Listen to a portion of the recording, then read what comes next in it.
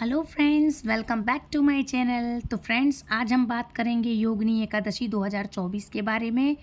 इससे पहले की वीडियो आपने शायद ना देखी हो तो प्लीज़ चैनल पर विजिट करें, जाएं और सारी एकादशियों की तिथि की आप वीडियो देख सकते हैं। हमारे धार्मिक चैनल से जुड़े धार्मिक मान्यताओं के अनुसार जो भी जैसे भी व्रत और एवं त्यौहार हैं, सारी जानकारी आपको हमारे चैनल पर मिल जाएगी। तो आज हम बात करेंगे योगिनी एकादशी कथा के बारे में। कल मैंने बात करी थी योगिनी एकादशी की संपूर्ण पूजा विधि, कथा का महत्व, पारण समय सब कुछ है, तो आप प्लीज़ जाकर देख सकते हैं। तो शुरू करते हैं।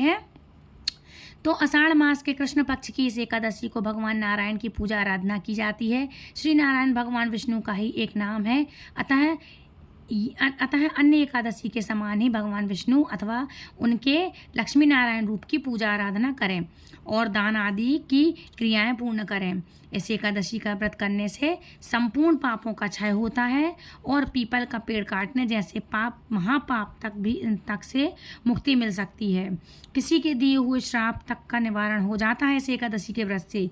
योगिनी एकादशी का व्रत करने से इस व्रत को करने वाला इस लोक में सभी सुखों को भोगता है और अंत में मोक्ष को प्राप्त करके हरि चरणों में निवास प्राप्त करता है, ऐसा शास्त्रों का कथन है। अब बात करेंगे हम योगिनी एकादशी कथा के बारे में।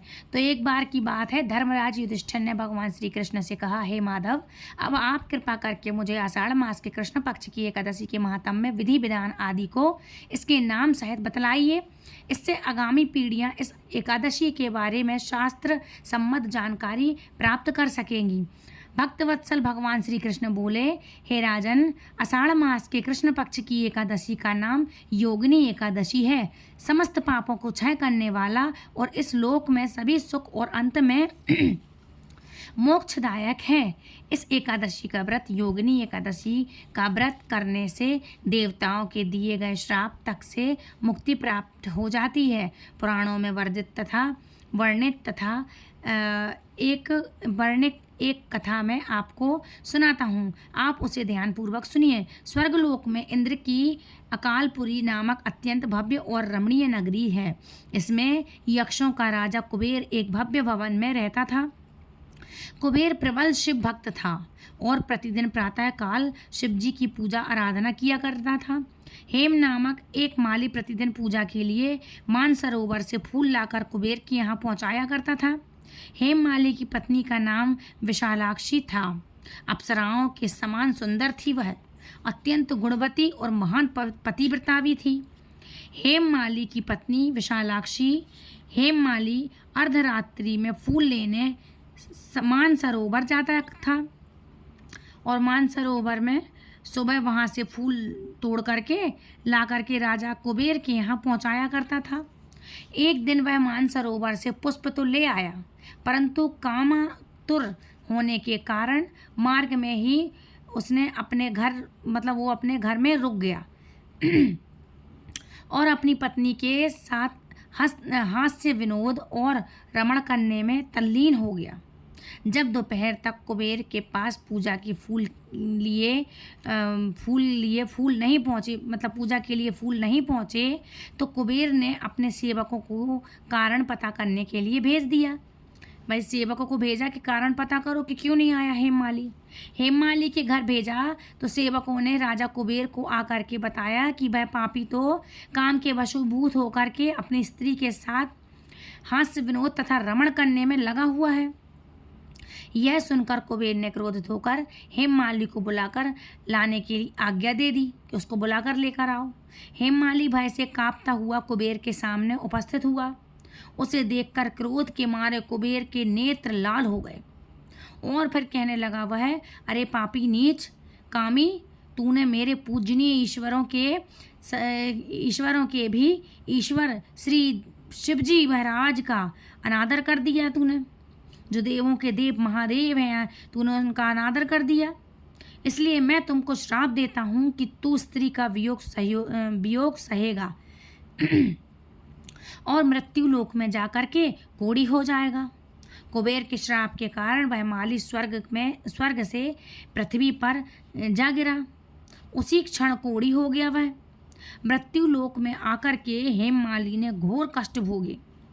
भयानक जंगलों में बिना अन्न और जल के भटकता रहा वह। रात्रि को निंद्रा भी नहीं आती थी, परंतु शिव जी की पूजा के प्रभाव से उसको पिछले जन्म की स्मृति का ज्ञान अवश्य रहा। मतलब पिछले जन्म की कोई भी चीज़ें वो भूला नहीं था। घूमते घूमते एक दिन वह मार्कंडेय ऋषि के आश्रम में जा पहुंचा। हेममाली वहां जाकर के उनके चरणों में गिर पड़ा। उसको देखकर मार्कंडेय मुनि बोले, तुमने कौन से ऐसे पाप किए हैं जिससे तू कोढ़ी हो गया है? कोढ़ी का महान दुख भोग रहा है तू। हेममाली बोला, हे मुनि कुबेर, मैं कुबेर का सेवक हूँ। मैं राजा की पूजा के लिए प्रतिदिन पुष्प लाया करता था। एक दिन अपनी स्त्री के साथ विहार करते करते देर हो गई और दोपहर तक पुष्प लेकर मैं ना पहुँच सका, तो मुझे उन्होंने श्राप दे दिया कि तू अपनी स्त्री का वियोग सहते हुए मृत्यु लोक में जाकर के कोढ़ी बन करके दुख भोगेगा। इससे मैं कोढ़ी हो गया हूँ और महान कष्टों को भोग रहा हूँ। आप कोई ऐसा उपाय बतलाइए जिससे मेरी मुक्ति हो सके। हेममाली की यह व्यथा सुनकर ऋषि बोले, तूने मेरे सम्मुख सत्य वचन कहे हैं, इसलिए मैं तेरे उद्धार के लिए एक व्रत बतलाता हूँ। यदि तू आषाढ़ मास के कृष्ण पक्ष की योगिनी नामक एकादशी का विधि पूर्वक व्रत करेगा तो तेरे समस्त सभी पाप नष्ट हो जाएंगे। इस पर हेममाली बहुत प्रसन्न हुआ और मुनि के वचनों के अनुसार योगिनी एकादशी का विधि पूर्वक व्रत किया, जिसके प्रभाव से वह फिर अपने पुराने रूप में आ गया और अकालपुरी पहुंचकर वापस अपनी स्त्री के साथ आनंद पूर्वक रहने लगा। हे राजन, इस योगिनी एकादशी की कथा पढ़ने अथवा सुनने का फल ही 88 सहस्त्र ब्राह्मणों के भोजन कराने के बराबर होता है।